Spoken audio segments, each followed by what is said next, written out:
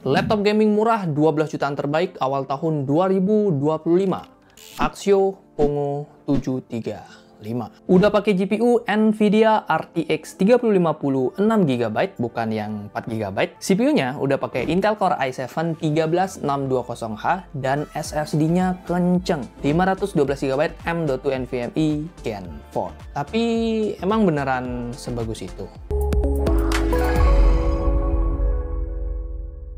Yo guys, Ragadget bersama Rahtisna di sini, dan kali ini kita akan nge-review salah satu laptop gaming terbaru dari Axio, Pongo 735. Pas gue tanya pihak Axio ya terkait keunggulan dari laptopnya ini, mereka selalu nyebut RTX 3050 6GB. Ya memang bagus, karena di harga 12 jutaan kecil kita udah bisa dapetin laptop dengan RTX 3050 6GB. Jadi ini bukan yang 4GB ya, tapi yang udah 6GB, lebih kencang lagi. Dan harganya tadi di 12 jutaan kecil.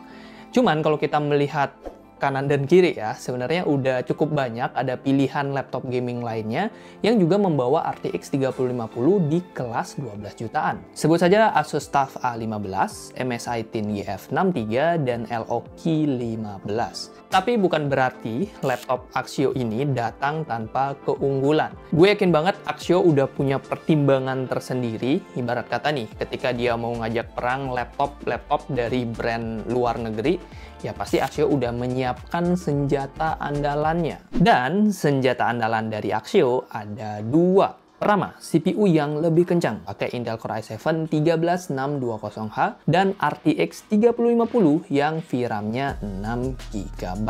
Buat yang belum tahu, RTX 3050 di laptop-laptop gaming yang tadi gue sebut, itu biasanya ya, atau memang masih pakai VRAM yang 4GB. Kecuali yang LOQ itu udah 6GB juga. Alhasil, kalau kita bandingkan dengan yang versi 4GB, tentu yang 6GB ini secara performa GPU akan lebih kencang. Terus laptop gaming sejenis juga rata-rata masih pakai Intel Core i5, sedangkan Pongo 735 udah pakai Core i7 generasi 13. Wah, ini sih udah menang mutlak ya. Well, ada sih yang pakai i7 juga, kayak MSI GF63, tapi i7-nya ini masih generasi 12, masih di bawahnya dari generasi 13. Terus RTX 3050-nya juga masih yang 4GB punya. Laptop ini juga udah pakai SSD 512GB NVMe PCIe Gen 4 dan RAM 16GB DDR4 3200MHz dual channel. Oke, dari tadi kita baru bahas teorinya. Buat ngebuktiinnya, kita langsung aja lakukan beberapa pengujian atau pengetesan dengan beberapa skenario. Yang pertama, kita tes CPU-nya dulu pakai Cinebench R23. Pongo 735 dengan i7 13620H bisa mendapatkan skor tertinggi di 14.677 dan skor rata-rata di 13.700 saat kita loop sebanyak 10 kali. Kalau kita bandingkan skornya ini ya dengan CPU yang ada di laptop-laptop di kelasnya, Pongo 735 terbukti jadi yang terkencang. Nih, lengkapnya bisa kalian cek di grafik berikut ini. Terus pas kita tes pakai 3D Mark Firestrike, hasilnya juga senada dengan skor GPU-nya di 3199. Well, bisa dikatakan ini salah satu skor tertinggi di kelasnya berkat RTX 3050 6GB GDDR5. Ah, itu mah tes-tes doang bang. Kalau penggunaan aslinya biasanya beda nggak sih? Oke, kalau gitu ya kita juga tes aja deh buat penggunaan asli pas kita pakai laptop ini untuk bermain game. Yang pertama, ada game yang lagi naik daun, Black Myth Wukong. Kita mainin di resolusi Full HD dengan preset medium, rata-rata FPS yang didapat sekitar 55 FPS, yang sesekali drop ke 40-an FPS. Nah, kalau grafiknya kita naikin nih jadi high, rata-rata FPS-nya jadi sekitar 39 FPS. Game kedua, ada Shadow of Tomb Raider. Di resolusi Full HD dengan preset high dan ray tracing-nya juga kita set high, plus di LSS quality, rata-rata FPS yang didapat berkisar di 97 FPS. Yang mana ini tergolong lancar banget. Lanjut ke game yang lebih menantang, ada Cyberpunk. Di resolusi Full HD dengan DLSS quality, ray tracing off, dan settingan high, Pongo 735 bisa dapat skor atau FPS rata-rata di 55 FPS. Kalau DLSS-nya kita matiin, FPS-nya jadi turun di 46 FPS. So ya, pastikan DLSS-nya kalian nyalain aja buat maksimalin FPS-nya. Biar makin lengkap, kita juga tes laptop ini buat main game kompetitif seperti Valorant. Hasilnya, Pongo 735 berhasil memaksimalkan layar 144 Hz-nya. Karena ya, FPS yang didapat nih pas kita main Valorant bisa mencapai rata-rata 250 FPS di settingan Full HD dengan preset high. Bah, ini mah dijamin makin lancar buat push rank. Nah, kalau untuk performa gamingnya tadi, gue belum bisa bandingin belum bisa bilang juga ya apakah lebih bagus atau enggak dibanding laptop sejenis karena emang belum pernah nyoba juga. Yang pasti Pongo 735 udah bisa banget buat main game AAA di settingan medium sampai high. Performa ciamiknya ini juga didukung oleh RAM 16GB-nya tadi yang DDR4 3200 MHz dan udah dual channel. Yes, dual channel emang sepenting itu. Seperti yang gue sering sebut di video-video sebelumnya, kalau kalian bandingkan ya laptop gaming dengan single channel RAM dan dual channel, perbedaan performanya bisa sekitar 30 bahkan sampai 50% dari segi FPS-nya. Dan Axio di 735 ini udah langsung ngasih RAM 16GB dual channel. Jadi ini udah mantap pisan. Oke. Bahkan RAM-nya ini masih bisa kita upgrade sampai 64GB. Kalau RAM-nya sampai 64GB, potensi dari performanya bakal keluar semua, bakal makin sat-sat. Oh ya, pas dipakai main game, suhu kerja dari laptop ini juga masih terjaga. Hal ini terbukti dari hasil stress test yang kita tes nih, pakai 3D Mark Firestrike. Laptop ini bisa mendapatkan skor 98,4% atau lolos stress test. Artinya, performa dan suhu dari Pongo 735 udah bisa dikatakan stabil. Nggak banyak throttling akibat kepanasan. Jujur li, ini tergolong bagus dan pas kita coba intip dalemannya, cooling sistemnya memang dibikin serius. Ada 4 heat pipe tembaga dan 2 kipas di sana. Kemudian ada 4 lubang ventilasi pembuangan panasnya, 1 di kiri, 1 di kanan, dan 2 di arah belakang. Jadi nggak heran sih kenapa suhu dari Pongo 735 ini jadi tetap terjaga. Karena memang ya coolingnya itu udah oke punya. Nice. Ya, to be fair aja, meskipun Intel Core i7-13620H pada laptop ini unggul sekitar 30-40% dari sisi test sintetis dibandingkan dengan laptop sejenis, tapi efek terhadap FPS dalam game itu biasanya nggak akan sebesar itu. Ya, paling ngaruh 5-10 FPS buat game yang CPU banget kayak Valorant atau CSGO, dan bahkan hanya 1,3 FPS doang perbedaannya ya buat game yang GPU banget kayak Cyberpunk atau Red Dead Redemption. Lah, gimana ceritanya bang? Kalau gitu percuma dong punya CPU kencang. Ya, kalau kita buat main game doang, mungkin memang bener performanya nggak terlihat berbeda banget. Cuman, gue yakin nih, buat kalian yang beli laptop gaming harga 12 jutaan, pastinya penggunaannya bukan hanya sekedar buat main game. Mayoritas bakal dipakai juga buat kegiatan lain seperti ngerjain tugas, video editing, atau programming. Terutama buat kalian ya, mahasiswa IT atau mahasiswa multimedia. Udah pasti bakal pakai laptop buat kerja seperti tadi. Nah, disinilah Core i7 di Pongo 735 akan bersinar. Dengan CPU yang 40% lebih kenceng, imbasnya ngedit video jadi lebih smooth, rendering juga lebih cepat, compile codingan ya juga akan makin sat-set, dan bahkan buat kalian anak AI, buat machine learning juga akan lebih cepat pas dipakai ngolah dataset yang besar. Pokoknya nggak ada kata rugi lah ketika kita dikasih CPU yang lebih kenceng. Apalagi ya, harganya masih sama. Itu mah cuan ya guys ya. Sebagai bukti, kita langsung aja ya tes render video 4K 60 fps berdurasi 5 menit di Premiere Pro. Hasilnya, kalau kita ekspor pakai software only, ekspornya bisa selesai dalam waktu 6 menit. Nah, kalau kita pakai GPU-nya ya, kita ekspor pakai CUDA, ekspornya jadi bisa selesai hanya dalam 3 menit 11 detik. Kalau kita ngedit video Full HD 60 fps berdurasi 5 menit, pakai ekspor software only bisa selesai dalam 3 menit 16 detik, dan pakai CUDA bisa selesai hanya dalam 2 menit 5 detik. Which ini udah kenceng. Oh ya, ngomongin soal kenceng, SSD NVMe Gen 4x4-nya juga udah kenceng abis.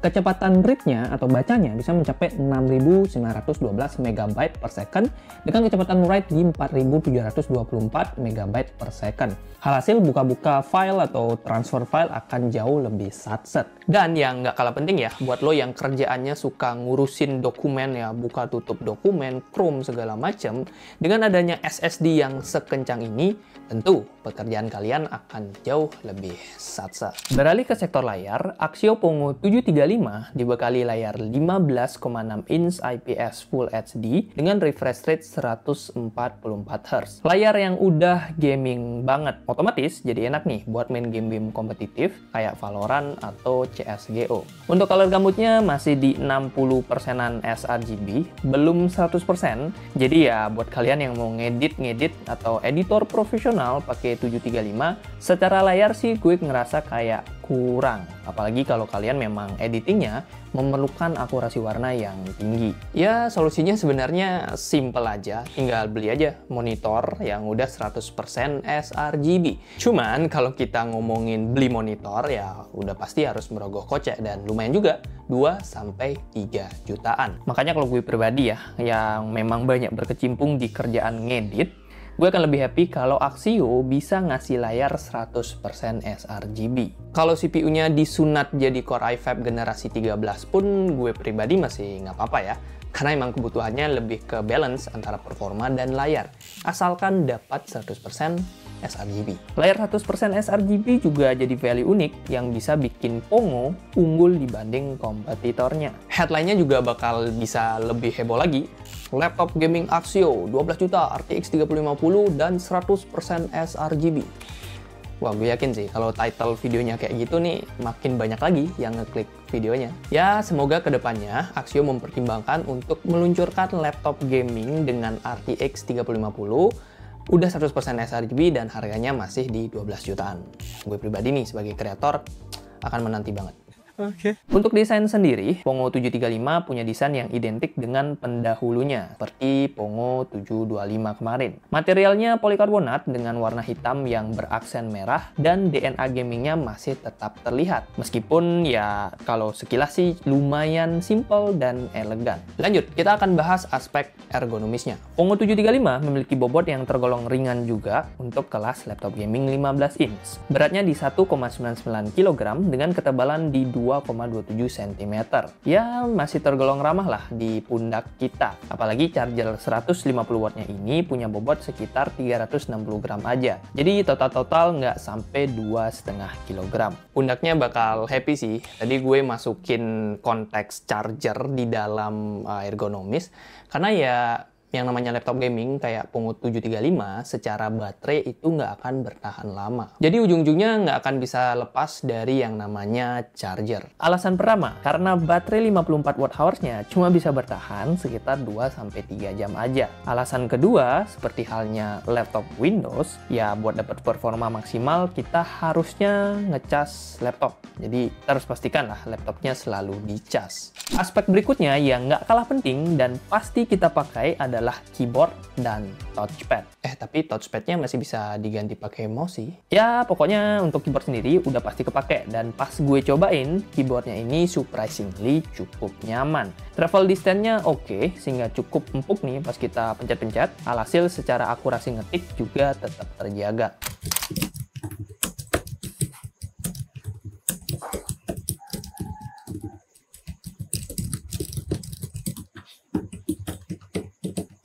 Keyboardnya ini juga tersedia numpad, jadi input angka bakal lebih cepat dan lebih mudah. Terus ukuran tombol panahnya juga dibikin gede ya, sehingga akan lebih nyaman buat digunakan. Dan ketinggalan, keyboardnya ini juga ada DNA gaming, karena dia ada backlit keyboard dengan satu zona warna, RGB, dan ada 4 tingkat kecerahan. Pilihan warnanya banyak, ada 15 yang bisa kalian atur lewat software control center. Nah, untuk touchpad sendiri, posisinya sejajar dengan tombol spacebar dan Alt di sebelah kanan. Pas gue pakai ngetik sendiri sih masih ada sebagian kecil ya dari telapak tangan yang agak masuk ke area touchpadnya. Tapi ini nggak terlalu mengganggu sih kenyamanan gue ketika mengetik. Untuk kamera dan mikrofonnya, laptop ini dilengkapi dengan kamera 720p 30 fps. Modul mikrofonnya ada 2 buah di sisi kanan dan sisi kiri kamera. Kalau soal kualitas video, cukup oke sih, asalkan pencahayaannya memadai. Soalnya kalau kurang cahaya jadi ya agak kelihatan nggak tajam dan banyak noise-nya. Daripada ngebayangin aja, mending kita langsung lihat hasilnya. Yo guys, Rakejet bersama Beli Gede di sini. Dan kali ini, aku bakalan ngetes webcam dan juga mikrofon dari Axio Pongo 735. Kalian bisa lihat hasilnya dan nilai sendiri. Gimana menurut teman-teman untuk sebuah webcam dari laptop Axio Pongo 735? Nah, untuk audionya sendiri, Pongo 735 memiliki dua buah speaker dengan lubang keluaran suara yang menghadap ke bawah. Kualitasnya sendiri ya oke aja dan nggak ada yang bisa dibanggakan.